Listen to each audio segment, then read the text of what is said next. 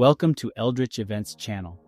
On this channel, we'll be exploring the mysterious and unexplained, delving into topics like the paranormal, bizarre, horror, and creepy things, and possibly uncover the secrets that have fascinated people for generations. Every week, we will be uploading fresh stories on our channel to keep you engaged and eager for more. Don't forget to hit that like and subscribe button and turn on notifications so you never miss an episode. Let's explore the world of the paranormal together. In the initial tale, a young police officer responds to a disturbance at Forest Lawn Cemetery and is confronted by a mysterious entity and a string of unexplainable events, leading to a questioning of the boundaries between life and death. The second story features a police officer who shares two intense incidents where he believed that God intervened and saved his life.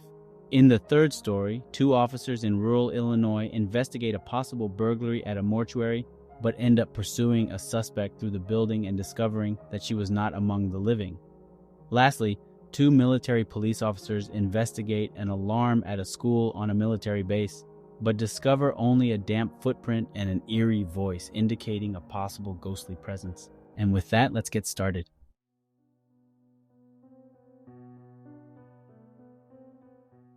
In 1983, a young police officer had just completed his training and was serving his probationary period in the Hollywood division.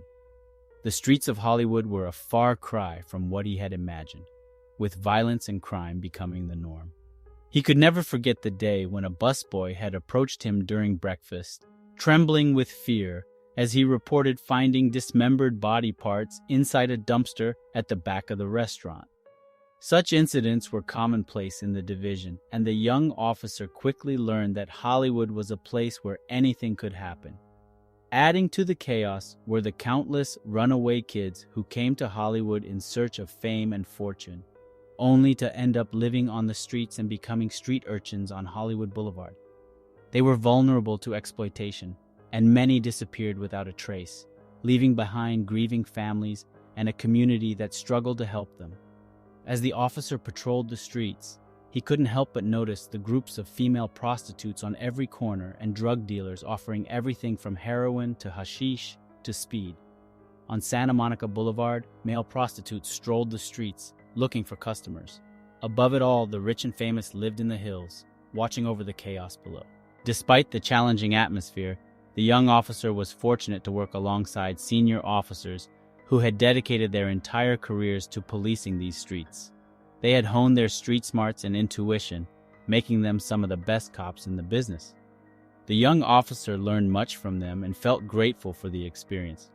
One night, the officer and his colleagues received a radio call that would stay with them forever.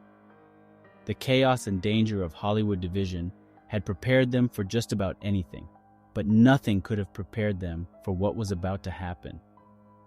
At around 3:30 a.m., two police officers were on duty, working 6 Adam 15 when they received a Code 30 audible alert from dispatch about a disturbance at Forest Lawn Cemetery. The cemetery was located on the very edge of the Hollywood division, next to Studio City.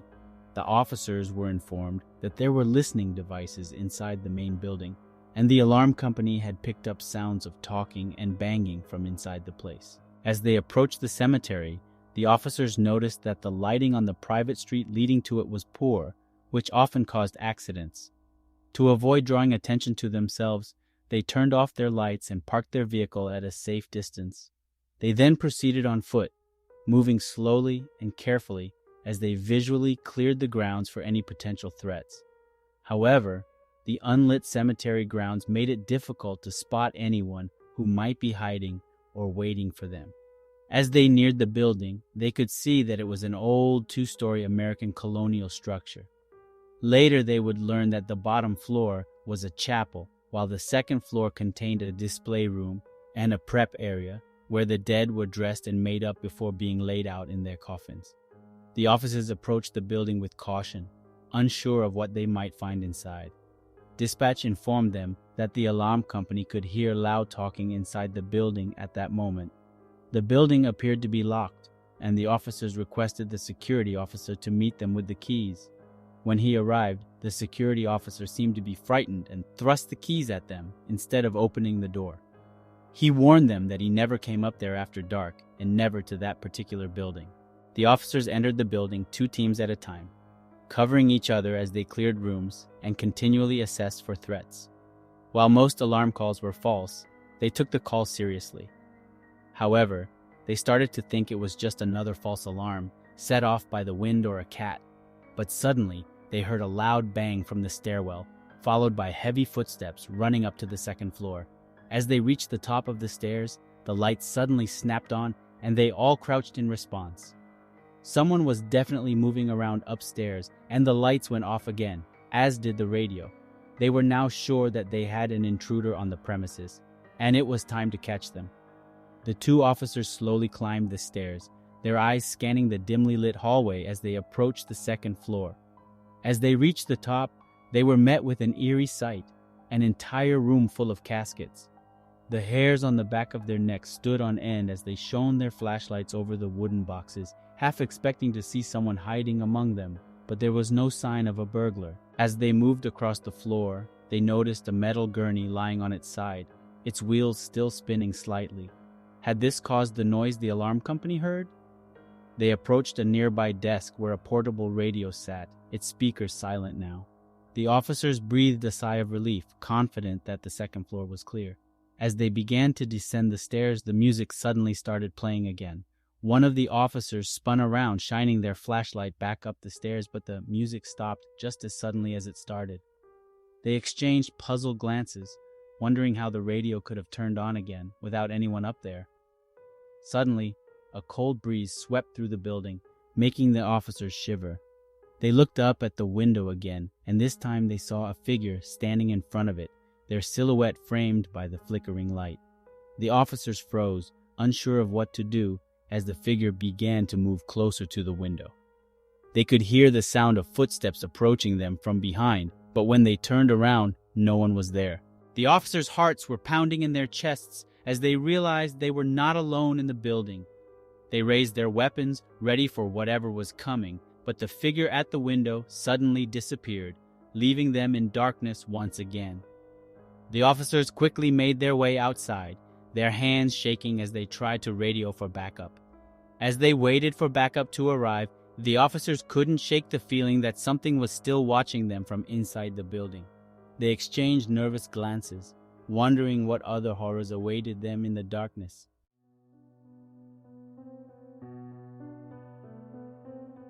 Officer Huntz had been a member of the Raleigh County Sheriff's Department in West Virginia since 2002. On the night of July 3, 2006, he was working a security job at a construction site when Deputy Hajjosh paid him a short visit. Soon after, Hajjosh received a radio call reporting a man who was shooting at his own house from the middle of the street. Concerned for the young deputy who had no backup, Officer Huntz logged on duty with dispatch, instructed Hajjosh to lead the way, and followed in his own vehicle to gather additional information. According to dispatch, the man with the handgun was the father of 2 young girls who were inside the house with their mother.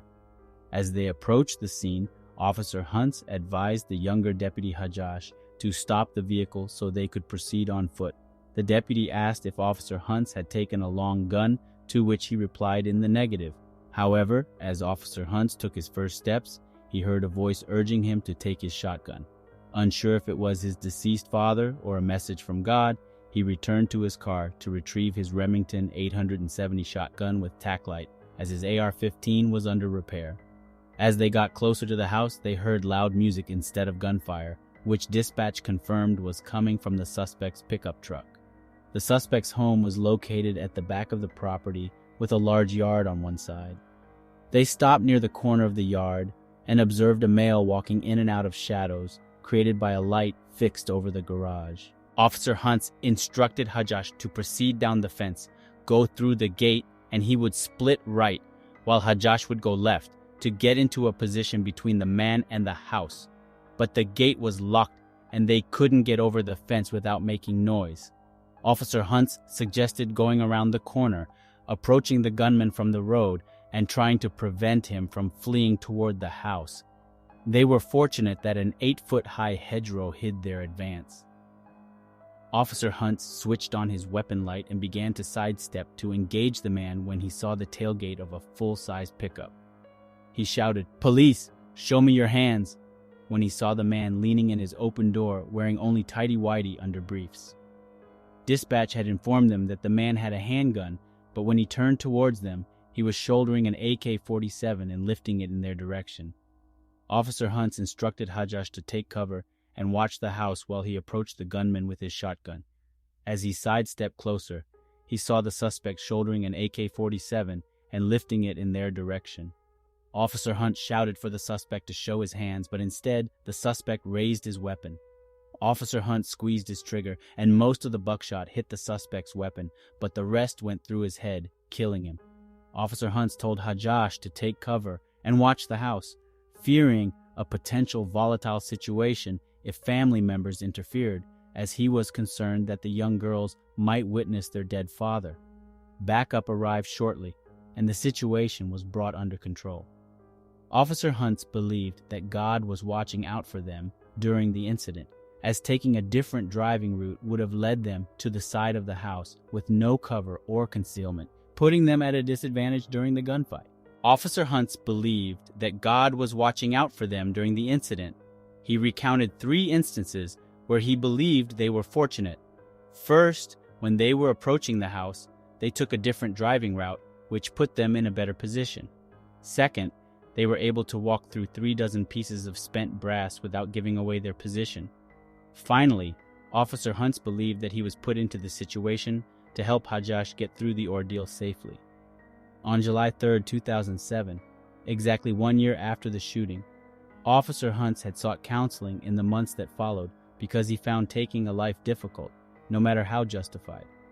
He related to the man he had shot, as he himself was a father with a young daughter and another child on the way.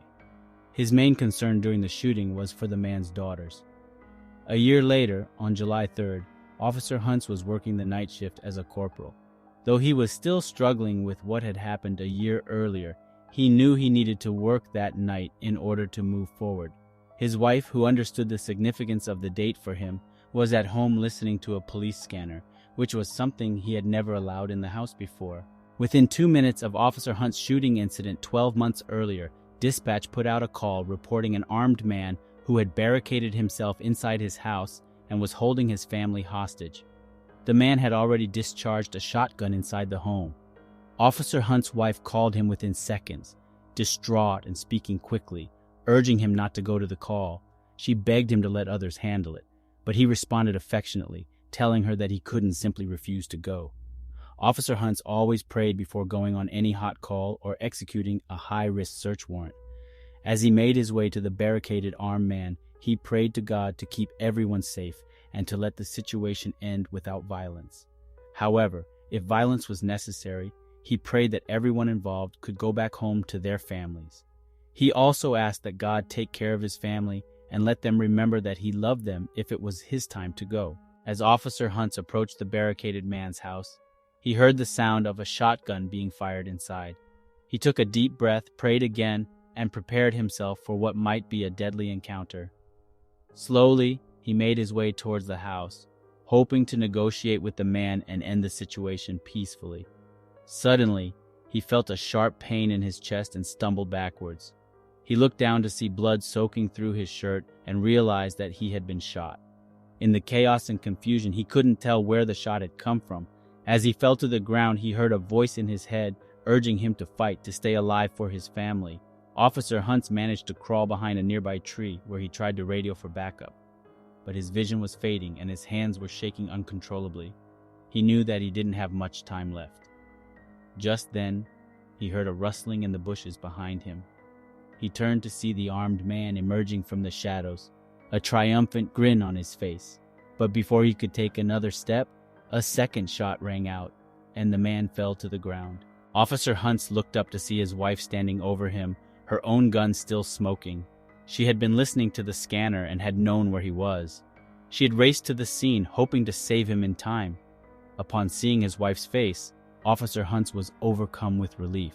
He mustered a weak smile and asked, "You saved me. How did you know I needed help?" With tears rolling down her cheeks, his wife answered, I heard a voice urging me to come and save you." Officer Hunt felt a deep sense of gratitude for the divine intervention that had led his wife to him at just the right moment. He knew that he had been given a second chance at life, and he was determined to make the most of it. As he lay there, waiting for the ambulance to arrive, he closed his eyes and offered up a silent prayer of thanks to God for protecting him and guiding his wife to him. He knew that he had a long road to recovery ahead of him, but he was filled with a renewed sense of purpose and determination. From that day forward, Officer Hunt made a conscious effort to live every moment with intention and purpose. He approached his job with a renewed sense of commitment and dedication, knowing that he had been given a second chance to serve and protect his community, and he cherished every moment he spent with his wife and children, grateful for the love and support that had sustained him through the darkest moments of his life.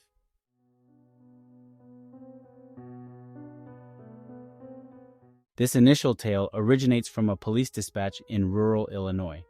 2 officers were on duty during the night shift, which usually involved dealing with rowdy drunkards and speeding motorists. However, they received a report of a possible burglary at the local mortuary, an unusual target for thieves. Nevertheless, the mortuary housed various chemicals that could be of interest to drug users. The officers responded to the call and proceeded to the mortuary to investigate. When they arrived, the custodian was waiting outside for them, appearing somewhat disturbed. He recounted to the officers that while he was cleaning the floors, he spotted movement out of the corner of his eye. Upon looking up, he witnessed an individual dash across the hallway from one side to the other and disappear into a room. Regrettably, the custodian was unable to provide a detailed physical description of the individual as he had turned off the lights while he was cleaning. However, he remained convinced that he had witnessed someone in the mortuary. Being alone and without any means of self-defense, he opted to exercise caution and contacted the police.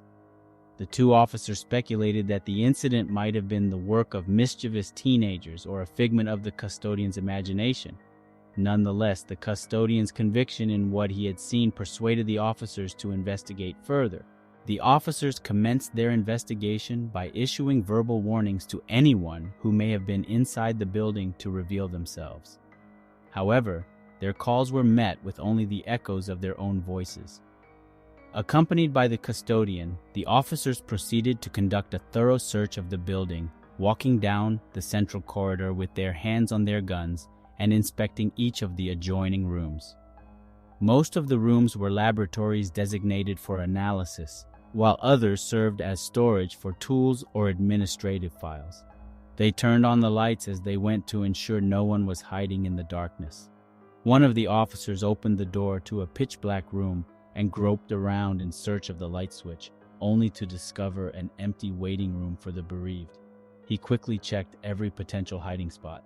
Meanwhile, his partner suddenly exclaimed, "Stop! Turn around!" The other officer turned his attention to his partner, who had raised his gun towards the end of the corridor.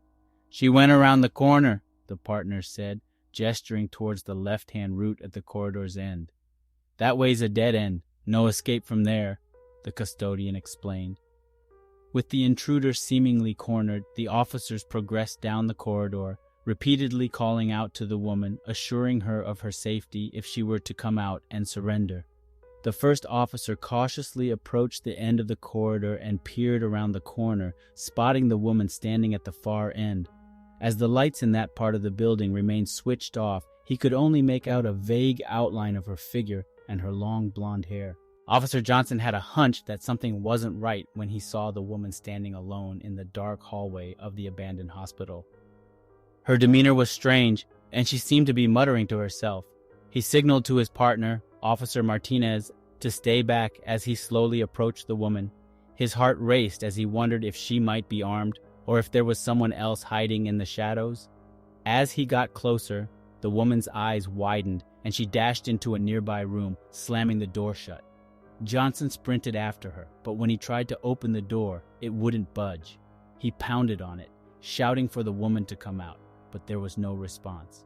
His partner, Martinez, appeared with the custodian, who informed them that the door couldn't be locked from the inside. The custodian unlocked the door, and the officers rushed inside, guns at the ready. The room was dimly lit, with a few flickering lights on the walls. They quickly scanned the area with their flashlights, but the woman was nowhere to be found. The air was heavy, and the room had a damp and musty smell. The custodian flicked on the overhead lights, and the room was suddenly bathed in a harsh, fluorescent glow. It was a small morgue, with 2 steel gurneys in the center of the room. One of them was draped in a white sheet, with a human shape visible underneath. It would have been an excellent hiding place if the officers hadn't checked there. As they approached the gurney, they could feel the hair on the back of their necks stand up. There was an unnatural stench emanating from the covered figure, unlike anything they had ever smelled before. It wasn't just the smell of death, but something more sinister. They both pulled the sheet off the body, and to their horror, they found the woman they had been chasing through the building. Her face was twisted into a gruesome expression, and a toe tag hung off her foot, indicating that she had died 4 days earlier. Officer Johnson felt his stomach turn as he realized that they had been chasing a ghost. A chill ran down his spine as he wondered if they were truly alone in the morgue. Had the woman's spirit lingered behind to exact her revenge? The officers quickly left the room, the sound of their footsteps echoing through the empty halls of the hospital. They knew that they had just experienced something beyond their understanding. As the officers left the morgue, they were met with a surprise. The custodian, who had been trailing behind them, suddenly disappeared from their sight. They called out his name, but there was no response. They split up to search for him, their flashlights darting in every direction. As they searched, they heard strange noises coming from the abandoned rooms. It sounded like someone was whispering and moaning at the same time, coming from all around them. The officers felt a sense of dread wash over them, realizing that they might not be alone in the hospital. Suddenly, they heard a blood-curdling scream coming from the direction of the morgue. They rushed back, their guns at the ready, and found the custodian cowering in a corner, his eyes wide with terror. He was muttering to himself, saying something about the dead rising from their slumber. The officers couldn't make sense of his words, but they knew that something had frightened him beyond reason. As they tried to calm him down, they heard a rustling sound coming from the white sheet on the gurney. The sheet suddenly moved, as if something were trying to break free from underneath it. The officers aimed their guns at the gurney, ready to defend themselves against whatever was hiding underneath.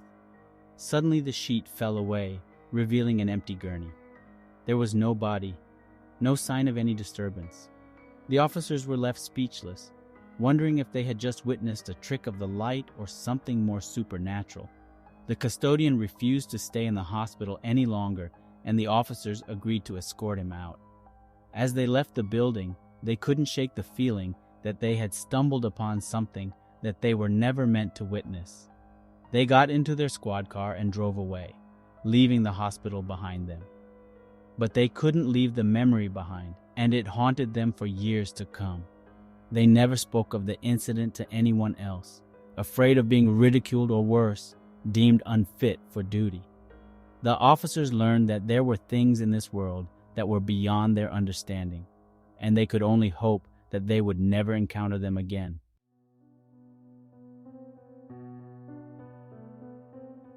It's not only urban areas where police officers work, as some also serve on military bases to maintain law and order. Similar to city policing, the night shift for military police is generally quieter, particularly in winter. On most bases, there are alarmed buildings that connect to a central console. If an alarm is triggered, AMP will inspect all doors to ensure they are secure. If not, the building will be locked down, and officers will investigate for intruders or equipment malfunctions. The story starts off like most others, on a tranquil evening with no pressing matters requiring attention. 2 military police officers were on their midnight patrol when an alarm went off at the elementary school. As many servicemen and women have families, schools are also present on military bases. The officers proceeded to investigate the building but discovered all doors shut and no signs of any individuals in the vicinity. After reporting the building as secure, they continued with their patrol. Roughly 20 minutes later, they received another call alerting them of an alarm at the same school. They returned to the premises and conducted another thorough inspection, during which they found an open door leading to a boiler room. Upon entering the room, the officers were greeted by darkness and a musty odor as cobwebs covered the area and the stench of diesel fuel emanated from the pipes that connected to the boiler. Despite its relatively small size, the officers thoroughly searched the room, inspecting even the vents and cupboards to ensure no one was hiding there. Assuming the room was left unlocked by mistake, they secured it, locked the door properly, and resumed their patrol. However, after 30 minutes, they received yet another call about the same alarm. Feeling increasingly frustrated, they returned to the school and checked all the doors, including the boiler room they had previously inspected. They discovered that all the doors were securely locked, including the one to the boiler room. Although the doors had alarms, they could be triggered if someone forcefully pulled them, as teenagers on the base had previously done out of boredom, despite the potential consequences if caught. To test their hypothesis, the officers positioned themselves on opposite sides of the school and monitored any movement. Despite a lengthy wait, they observed no activity such as lights, sounds, or motion. However, just as they were preparing to leave, they received a call reporting another alarm, this time from inside the school. Growing increasingly frustrated, they contacted the central desk and requested the assistance of the school's custodian to conduct a thorough internal search. By then, it was around 3 a.m., and the officers were becoming fatigued and annoyed. Upon the custodian's arrival, the trio embarked on a walkthrough of the school, carefully inspecting classrooms, cupboards, and maintenance rooms. Constructed in the early 1960s to accommodate all children on the base, the school's layout featured winding corridors and several side passages, resulting in a tedious and prolonged search process. Over the years, countless generations of children had passed through its halls on their way to bigger and better things. The police officers were perplexed by the discovery of the lone wet footprint. They could not comprehend where it had come from, as the room was completely empty, and there was no sign of water anywhere nearby. Their hearts began to race as they realized that there could be something else in the school with them, something they couldn't see. The custodian, a superstitious man, suggested that it might be the ghost of a child who had died in the school years ago. The officer scoffed at the idea, but deep down they were beginning to feel uneasy.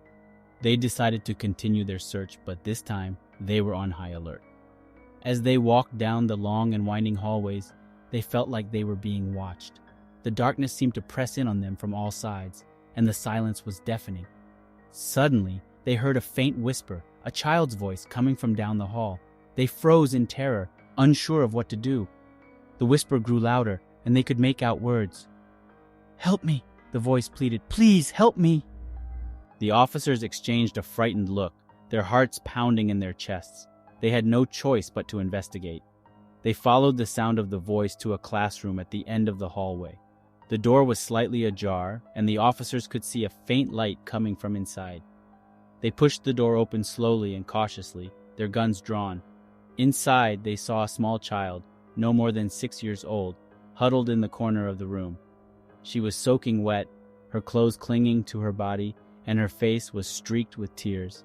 The officers approached the child slowly, trying to reassure her that they were there to help. But as they got closer, they realized that something was not quite right. The child's skin was cold to the touch, and there was a strange aura surrounding her. Suddenly, the child disappeared before their very eyes, leaving the officers in shock. After the incident, the officers reported what they had witnessed to their superiors. They were met with skepticism at first, but upon further investigation, it was discovered that the child was, in fact, a ghost. Her name was Sarah, and she had died in the school years ago due to a boiler malfunction. Since then, her ghost had been trapped within the school, unable to move on. The military base authorities decided to honor Sarah's memory by renaming the school after her and setting up a memorial in her honor. The police officers involved in the incident were commended for their bravery and were given awards for their efforts in uncovering the truth about Sarah's haunting. The incident was a reminder that sometimes the things that go bump in the night are not just our imaginations, and there are things beyond our understanding. Thanks for watching our video. We hope you enjoyed it and that it left you feeling scared, intrigued, or just plain entertained. We're always eager to hear from our viewers, so if you have any comments, questions, or ideas for future content, drop them in the comments section below. And if you have your own personal stories that you'd like to share, feel free to email us. Be sure to take a look at our other videos on the screen and remember to hit the like and subscribe buttons. Don't forget to turn on the notification bell to ensure you don't miss any of our future content. If you know anyone who enjoys horror, paranormal, or scary stories, please share our channel with them. We truly appreciate it. Thank you once again for watching, and we look forward to seeing you in our next video.